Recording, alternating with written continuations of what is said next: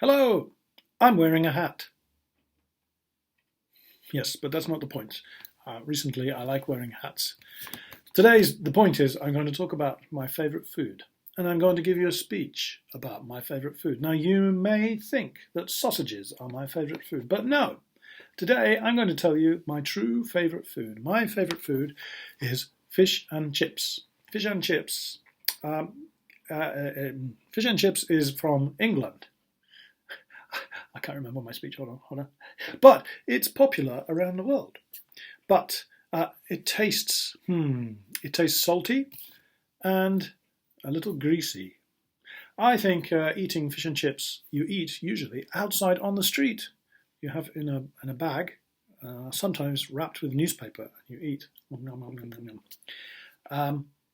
But I don't think you should eat too much fish and chips because it's very fat. Please try fish and chips if you have a chance. Thank you very much. That was my speech. And here is a real fish and chip shop menu. My sister lives near this fish and chip shop. And here, fish and chips. And you know what's the green thing there? It's not matcha latte. No, it's mushy peas. Mushy peas.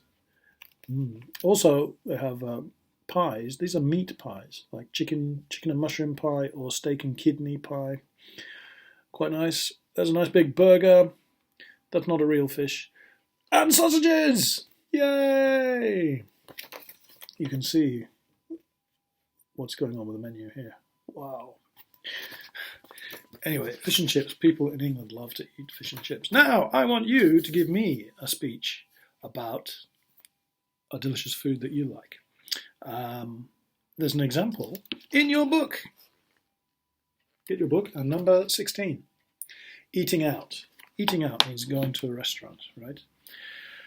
So it says, well, you can read there. Let me tell you about my favorite food. Now you can choose, and we have a nice little speech. You know how to do this. 1 to 7, the box is there. Can you guess my favorite food? That kind of thing. Sushi is from Japan. This is about sushi. You can talk about any of your favorite food. Gyoza, mapo tofu. Choose something that you like to eat. Maybe not sushi, because this is sushi. This is the example. I want you to talk about your favorite food. Okay? Prepare it. Write in the answers. And then give me a little speech. Okay? Thank you very much. Talk to you soon. Oh, I'm hungry. So I read this story just today, in fact, the Albert Einstein story about Albert Einstein.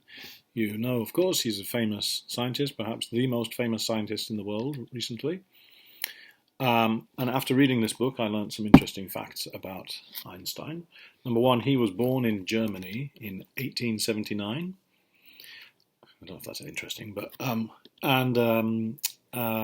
he got into arguments with his teachers. He was good at maths, but he didn't like talking much. He liked to think about mathematics and stuff.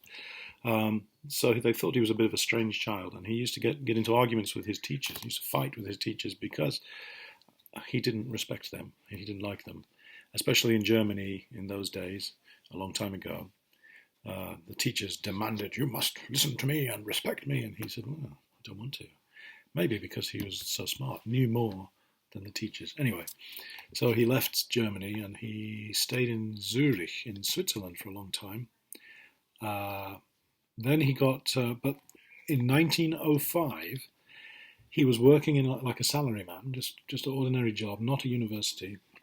He had a lot of spare time to think, and he wrote 4 papers, they're called, where you write research, in 1905, 4 papers that changed the way we think about science. Some of the things he discovered just thinking himself and imagining things. He worked out that the world is full of atoms, small bits. You have a nucleus and an electron going around and stuff like that. He worked out about atoms and particles and about light and how light works, and also about gravity. Gravity, when you drop something. He worked out that gravity is in fields, and gravity can change the light. Light can be pulled by gravity. It's strange ideas, but he came up with his ideas. Oh, also his famous E equals mc squared, which means energy and matter, energy and things are all basically the same thing, or can be the same thing. This is a crazy idea that now we all accept, or scientists accept. But he came up with the idea in 1905 on his own. Anyway, that's kind of interesting.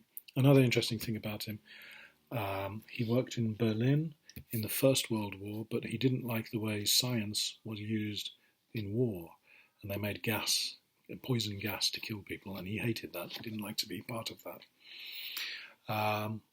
So then when the Nazis came into power, he moved to America to get away from the Nazis. He was Jewish, and the Nazis hated Jews.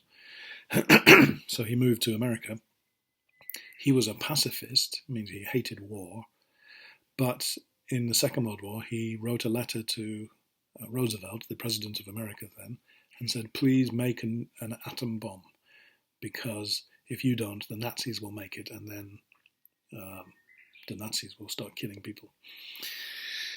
But in the end, the Germans were defeated by the Americans, British, and Russians, and they never used an atomic bomb. But of course, the Americans had an atomic bomb, and they dropped it on Nagasaki and Hiroshima, which Einstein says was a terrible mistake, and he wishes he wishes now he'd never written that letter to Roosevelt.